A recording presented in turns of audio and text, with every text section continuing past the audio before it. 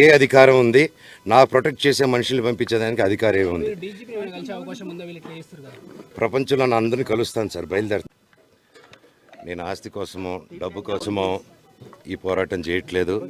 ఎందుకంటే ఇది పోరాటం కూడా కాదు, ఇది ఆత్మగౌరవానికి సంబంధించింది, నా భార్య పిల్లల సేఫ్టీకి సంబంధించింది. ఇది నాతో ఒక మగాడిగా నాతో డైరెక్ట్గా వచ్చి నాతో ఏం చేసినా పర్వాలేదు. నా భార్య పేరు ఇంక్లూడ్ చేయడం, నన్ను తొక్కేదానికి నా 7 నెలల పాపని ఇంక్లూడ్ చేయడం, నా బిడ్డలు ఇంట్లో ఉండగానే అలా బిహేవ్ చేయడం కరెక్ట్ కాదు. ఈరోజు పోలీస్ దగ్గరికి నేను వెళ్ళి ప్రొటెక్షన్ అడిగాను. నేను మొన్న వచ్చి అడిగినప్పుడు మీకు అన్ని ఎవిడెన్స్లు ఇస్తాను.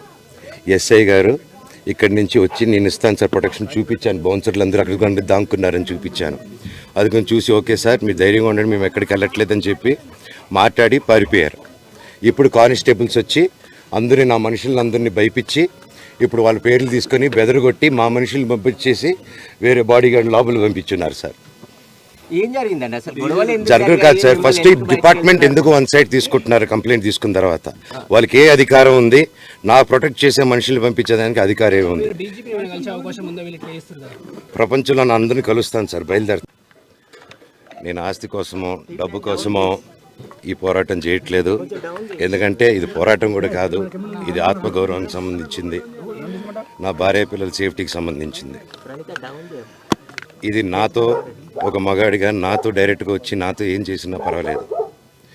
నా భార్య పేరు ఇంక్లూడ్ చేయడం, నన్ను తొక్కేదానికి నా 7 నెలల పాపని ఇంక్లూడ్ చేయడం, నా బిడ్డలు ఇంట్లో ఉండగానే అలా బిహేవ్ చేయడం కరెక్ట్ కాదు. ఈరోజు పోలీస్ దగ్గరికి నేను వెళ్ళి ప్రొటెక్షన్ అడిగాను. నేను మొన్న వచ్చి అడిగినప్పుడు మీకు అన్ని ఎవిడెన్స్లు ఇస్తాను. ఎస్ఐ గారు ఇక్కడి నుంచి వచ్చి నేను ఇస్తాను సార్ ప్రొటెక్షన్ చూపించాను. బౌన్సర్లు అందరూ అక్కడికి దాక్కున్నారని చూపించాను. అది కొంచెం చూసి ఓకే సార్ మీరు ధైర్యంగా ఉండండి, మేము ఎక్కడికి వెళ్ళట్లేదని చెప్పి మాట్లాడి పారిపోయారు. ఇప్పుడు కానిస్టేబుల్స్ వచ్చి అందరినీ నా మనుషులందరినీ భయపించి ఇప్పుడు వాళ్ళ పేర్లు తీసుకొని బెదరగొట్టి మా మనుషులు పంపించేసి వేరే బాడీ గార్డ్ లోపల పంపించున్నారు సార్. ఏం జరిగిందండి అసలు? జరగదు కాదు సార్. ఫస్ట్ డిపార్ట్మెంట్ ఎందుకు వన్ సైడ్ తీసుకుంటున్నారు? కంప్లైంట్ తీసుకున్న తర్వాత వాళ్ళకి ఏ అధికారం ఉంది? నా ప్రొటెక్ట్ చేసే మనుషుల్ని పంపించేదానికి అధికారం ఏముంది? ప్రపంచంలో నా అందరినీ కలుస్తాను సార్, బయలుదేరుతాను. నేను ఆస్తి కోసమో డబ్బు కోసమో ఈ పోరాటం చేయట్లేదు.